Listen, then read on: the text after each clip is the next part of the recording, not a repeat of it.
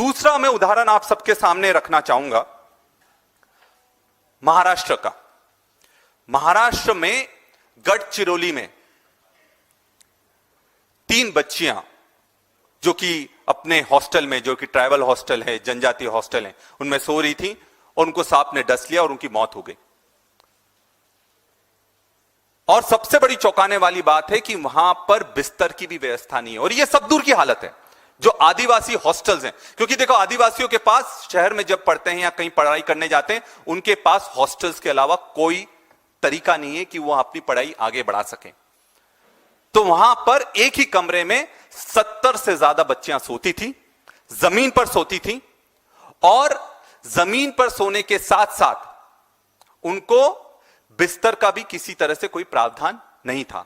तो इस घटना में 6 बच्चियां इससे अस्पताल में भर्ती करवाई गई थी, उसमें से 3 बच्चियां मर गई थी। सोचने वाली बात यह है कि यहां का प्रभारी मंत्री कौन है? गढ़चिरौली का प्रभारी मंत्री कौन है? गढ़चिरौली का प्रभारी मंत्री वहां के मुख्यमंत्री देवेंद्र फडणवीस हैं। और वहां के प्रभारी मंत्री वो क्यों बने? क्योंकि खदानें वहां पर हैं।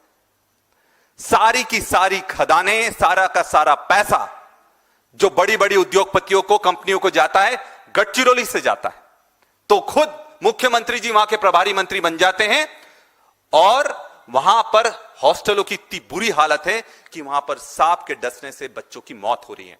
अभी नासिक में एक भूख हड़ताल चल रही है, बड़ा आंदोलन चल रहा है स्टूडेंट्स का, इन्हीं हॉस्टल्स के लिए चल रहा है कि इन बच्चियों को न्याय मिलना चाहिए, दोषी अधिकारियों के खिलाफ कार्रवाई होना चाहिए और पूरे प्रदेश के हॉस्टलों के जो जर्जर हालत है उसमें सुधार होना चाहिए।